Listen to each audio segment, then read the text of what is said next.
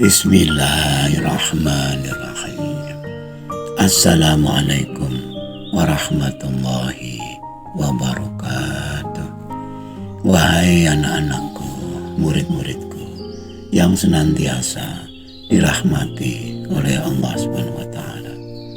Marilah kita lanjutkan pelajaran kita, ngaji belajar murid. Kali ini kita membahas mengenai hikmah kisah Malin Kundang. Apakah yang ada dalam benak kita ketika mendengar kisah Malin Kundang dibacakan?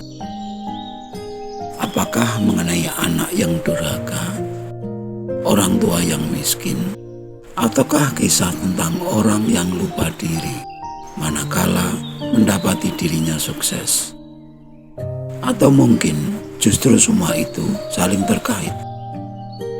Seandainya Malin Kundang tidak pernah sukses, artinya tetap miskin, maka kemiskinan ibunya tidak akan menjadi masalah.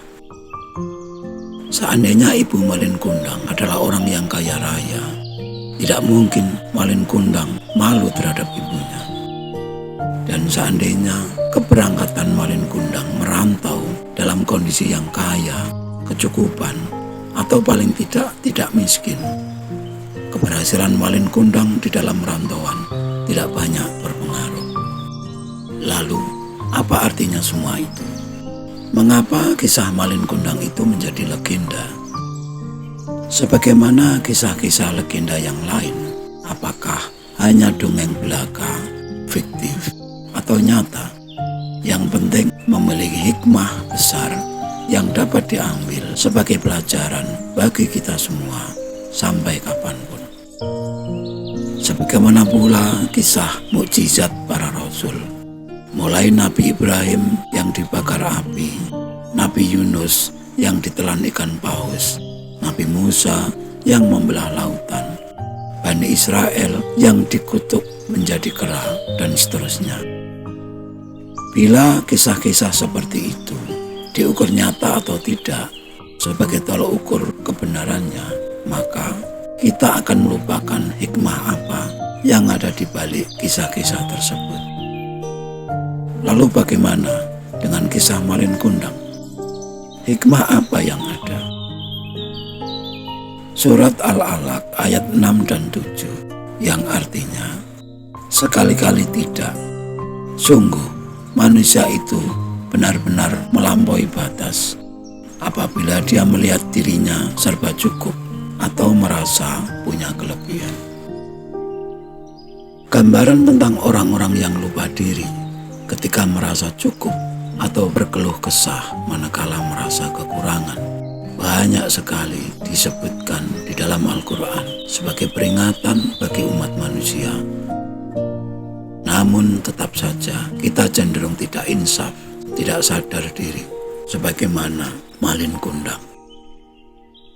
Hubungan orang tua dengan anak, hubungan antara guru dengan murid, hubungan antara induk dengan cabangnya, bisa diibaratkan hubungan antara Tuhan dan manusia. Di dalam dunia nyata, kenyataan sehari-hari, banyak kita jumpai kisah orang-orang yang lupa diri tersebut. Baik itu dari golongan politikus, ulama, artis, pengusaha, atau justru rakyat jelata. Di setiap musim lebaran tiba, kita telah terbiasa melihat pemandangan para perantau yang sukses di rantauan, terutama di ibu kota. Ketika mereka mudik, dandanan pakaian, gaya hidup, gaya bicara, tidak ubahnya artis-artis atau para selebritis yang terkenal di TV. Entah itu perwujudan rasa syukur atau bentuk dari lupa diri, kita sulit untuk membedakan. Di setiap 5 tahun sekali, pasca pemilihan caleg, cagup, atau cagup, dapat kita bayangkan bagaimana gaya hidup mereka ketika terpilih menjadi pejabat-pejabat baru. Di kalangan orang biasa pun tidak luput dari hal-hal seperti ini. Rumah kita yang semula sederhana, atau kalau tidak mau dibilang reot, setelah dibongkar, direnovasi, disulap menjadi rumah yang megah, maka maka tidak urung pemiliknya akan mengalami perubahan gaya hidup. Dan itu sulit dikatakan bersyukur ataukah lupa diri.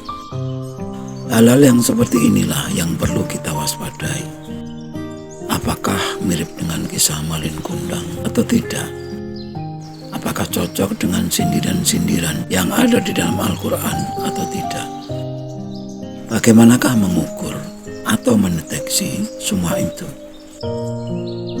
Bila kesuksesan kita mengundang kecemburuan orang lain, memicu kebencian orang lain, atau justru kita yang cemburu melihat orang lain yang sukses, maka mulailah belajar jujur pada diri sendiri.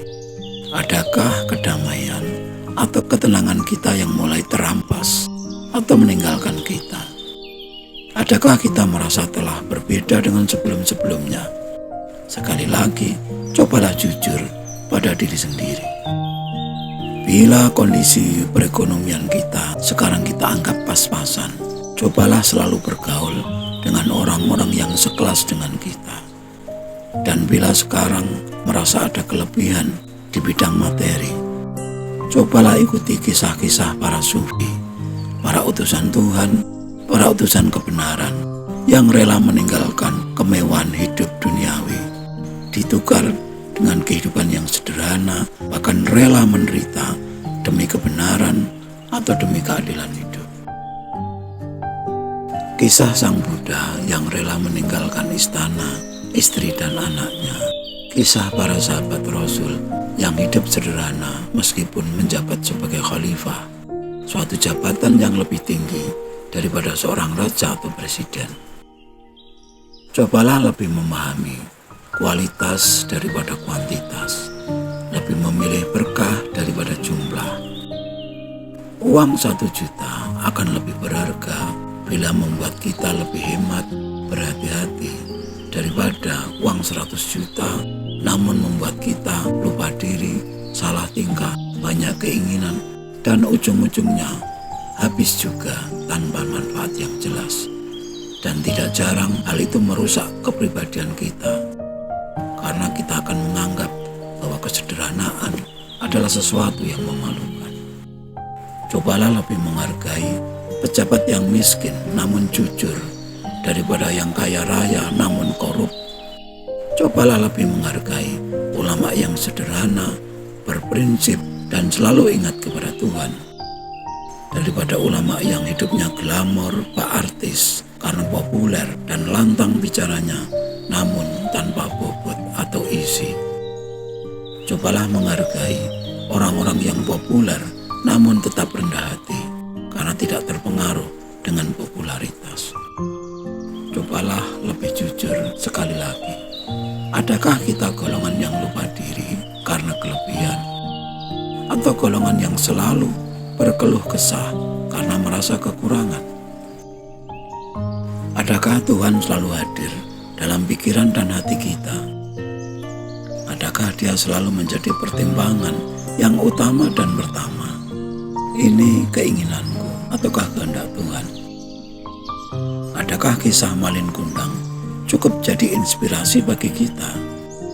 Cobalah jujur pada diri sendiri. Sekian dulu wajangan yang mohon maaf atas segala kekurangan. Semoga selalu bermanfaat, dan marilah berdoa bersama. Ya Allah, mudahkanlah jalan pengabdian kami kepadamu. Amin, amin, amin ya Rabbal Alamin. Wassalamualaikum warahmatullahi wabarakatuh.